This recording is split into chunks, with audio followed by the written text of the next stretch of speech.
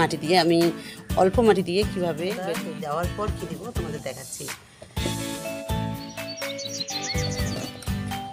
আসসালামু আলাইকুম, আশা করছি তোমরা সবাই ভালো আছো। তো আমিও ভালো আছি। আজকে একটা নতুন ভিডিও নিয়ে তোমাদের সামনে হাজির হলাম। তো আজকে আমি ছাদ বাগানে তোমাদের বেড তৈরি করা দেখাবো। তো আমি আজকে কিভাবে বেড তৈরি করি সেটাই তোমাদের সঙ্গে শেয়ার করছি।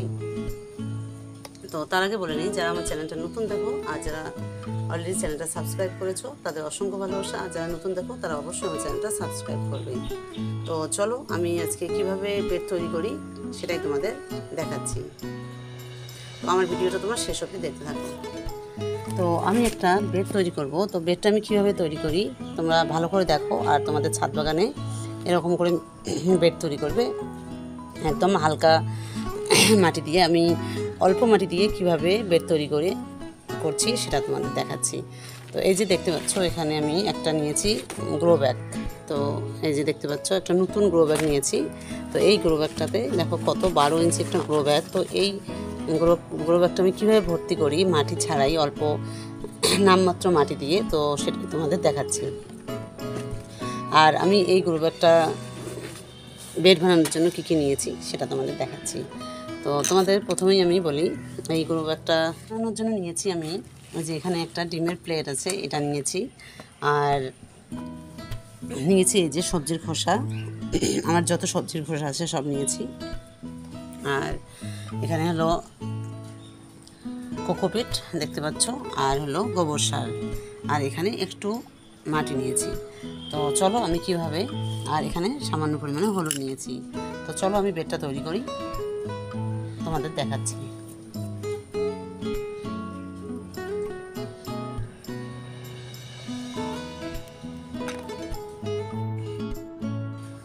তো এই যে 12 ইঞ্চি একটা গ্রো ব্যাগ নিয়েছি। তো এই গ্রো ব্যাগটা আমি ভর্তি করব মাটি ছাড়াই। তো তোমাদের দেখাচ্ছি মাটি ছাড়াই কিভাবে আমি আমার ছাদ বাগানে বেড বানাই। আর মাটি যদি কম দেয় সেক্ষেত্রে ওয়েটটাও কম হয়, আর ছাদ বাগানের ক্ষেত্রে অনেক লাভ। তো তোমাদের কাছে যদি কোনো সময় ছাদ বাগানে মাটির অভাব পড়ে, তাহলে সেক্ষেত্রে তোমরা এরকম গ্রো ব্যাগে মাটি ছাড়াই তোমরা বেড তৈরি করতে পারো। তো আমি দেখাচ্ছি কীভাবে মাটি ছাড়াই বেড তৈরি করি।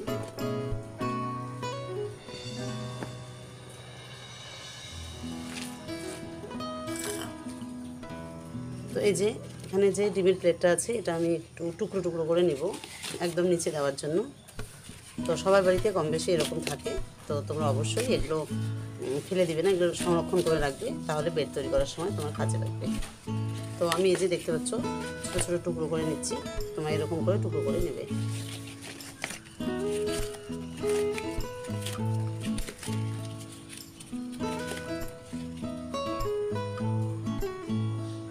তো এই যে দেখতে পেলে আমি কত সুন্দর ছোটো ছোটো টুকরো করে নিলাম। তো এটা আমি এবার গ্রো ব্যাগে নিয়ে নেব।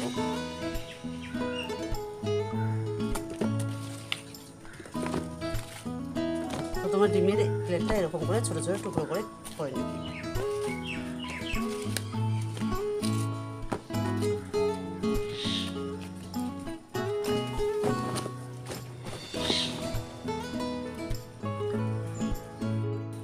তো এই যে ডিমের প্লেটটা যে ছোটো ছোটো করে ছিঁড়ে দিলাম, তো এখানে তার উপরে একটু মাটি দেবো হালকা করে, তাহলে আমার এই যে ডিমের যে প্লেটটা এখানে দিয়েছি এটা একটু নিচে ডাববে। তো সেক্ষেত্রে আমি একটু হালকা করে এর উপরে একটু মাটি দিয়ে দিচ্ছি। এই যে আমি মাটি দিলাম, এখানে এর উপরে একটু করে দিয়ে দেবো।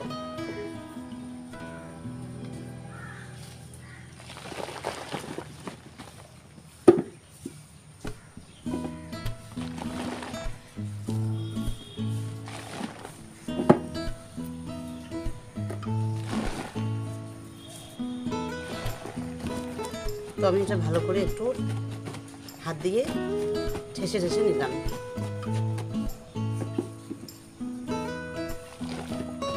তো এই যে দেখতে পাচ্ছ, আমি তোমাদের ভালো করে দেখাই, এই যে এরকম করে আমি একটু হাত দিয়ে ভালো করে দাবিয়ে নিলাম। তো এর উপরে আমি এবার কী দিই তোমাদের দেখাচ্ছি।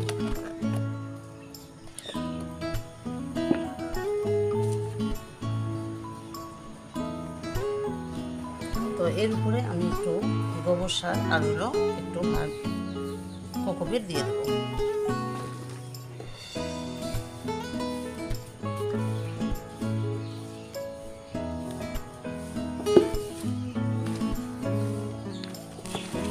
এই যে দিয়ে দিলাম। আর এবার আমার এই যে এখানে আছে, এই পেপারটাতে আছে কিছু ডিমের খোসা। এই ডিমের খোসাটা যে তোমাদের দেখাচ্ছি, এখানে কিছু ডিমের খোসা আছে, তো এটাও আমি দিয়ে দেবো। তো এরকম পেপারগুলো ফেলে দিতে হবে না, এগুলো তোমার ব্যাগের সাইড দিয়ে রেখে দাও।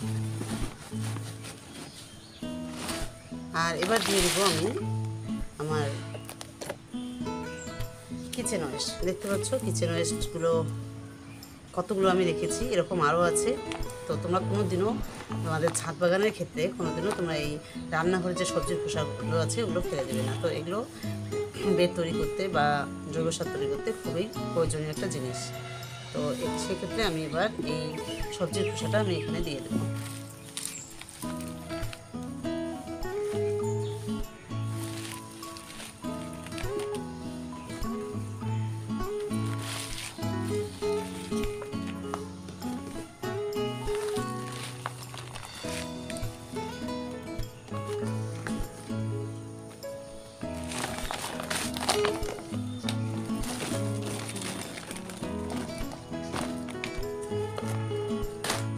তো এই যে আমি এবার সবজির খোসাটা দিয়ে দিলাম।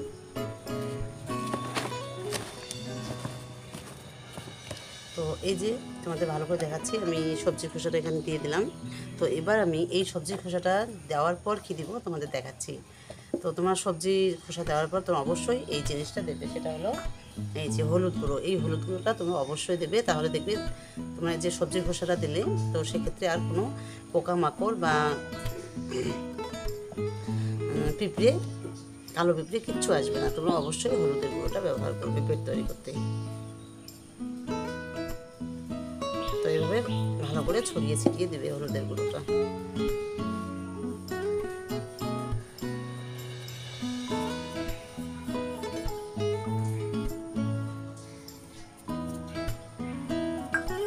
তো এই যে দেখতে পাচ্ছ আমি একদম হলুদের গুঁড়োটা সুন্দর করে দিয়ে দিলাম। তো এখন আর কোনো পোকামাকড় বা পিঁপড়ে আসার কোনো সম্ভাবনা নেই। আর তোমরা সবজির খোসা দিলে অবশ্যই তোমাদের দিতেই হবে, না হলে পোকামাকড় বা পিঁপড়ে চলে আসবে। তো এবার আমি এর উপরে কী দিচ্ছি তোমাদের দেখাচ্ছি।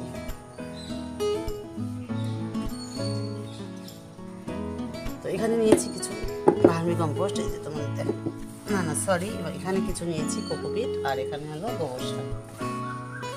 তো এই দুটো দিব আমি।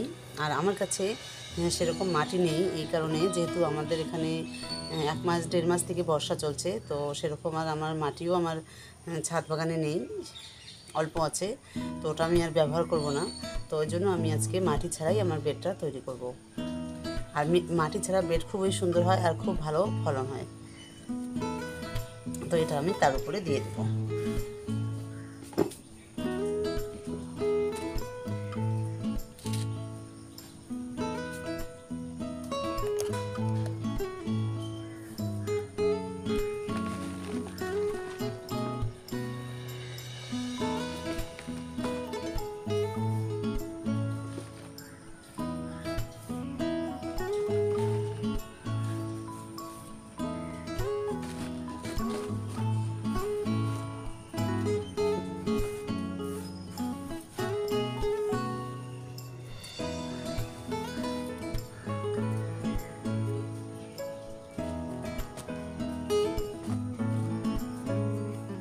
তো এই যে দেখতে পাচ্ছ আমি এখানে তার উপরে কোকোপিট আর গোবর সারটা দিয়ে দিলাম। তো আমার এরকম করে একটা বেড তৈরি করলাম। দেখতে পাচ্ছ কত সুন্দর একটা বেড তৈরি হলো। তো এর উপরে তুমি একটু হালকা করে মাটি দিতে পারো। তো আমি দিচ্ছি, তোমাদের দেখাচ্ছি।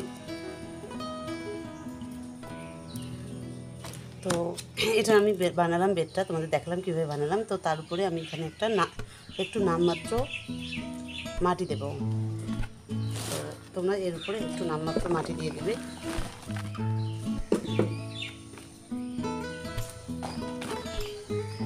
তো এই যে আমি দেখতে পারলে আমি একটু এর উপরে হালকা করে মাটি দিয়ে দিলাম।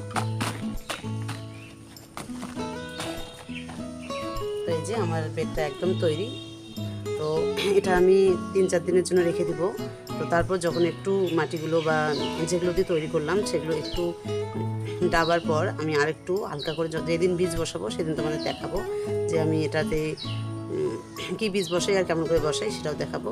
তো এখানে আমি একটু হালকা করে যখন একটু ডাব দেই তো তার উপরে একটু মাটি দেবো, দিয়ে আমি বীজ বসিয়ে দেবো। তো আমি তোমাদের দেখালাম কীভাবে আমি বেড তৈরি করলাম, সেটাই দেখালাম আজকে। তো এই যে নামমাত্র মাটি দিয়ে আমার এত বড় একটা বেড তৈরি হয়ে গেল, দেখতে পাচ্ছ। তো আমি এটাতে আজকে বীজ বসাবো, তোমাদের বললাম আমি কী কারণে বীজ বসাবো সেটা বললাম। তো যেদিন বীজ বসাবো সেদিন আমি তোমাদের দেখাবো।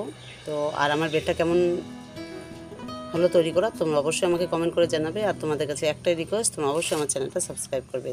তো তোমরা অবশ্যই সবজির খোসা বা রান্নাঘরে যা আছে তোমরা ফেলবে না, কারণ সব বেড তৈরি করতে বা জৈব সার তৈরি করতে কাজে লাগে।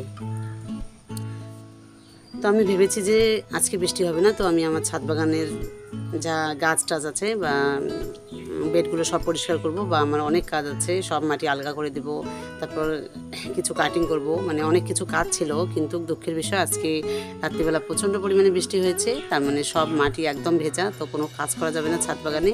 তো দেখতে পাচ্ছ আকাশটা পুরো কালো হয়ে আছে, এখন একটু হালকা হালকা বৃষ্টি পড়ছে। তো আজকেও আমি আমার ছাদ বাগানের কাজটা ঠিকঠাক করতে পারবো না, তো তোমাদের ওই জন্য আজকে একটা বেড তৈরি করা দেখালাম। কারণ আমাদের এখানে 1.5 মাস থেকে বৃষ্টি হচ্ছে, বৃষ্টির কোনো শেষ নেই, আর যে কতদিন হয় আমি জানি না। তো যাই হোক, আজকের ভিডিওটা আমি এখানেই শেষ করছি। তোমরা সবাই ভালো থেকো, সুস্থ থেকো, আর তোমরা অবশ্যই আমাকে কমেন্ট করে জানাবে যে আমার মাটি ছাড়া বেড তৈরি করা কেমন হলো, তোমরা অবশ্যই জানাবে।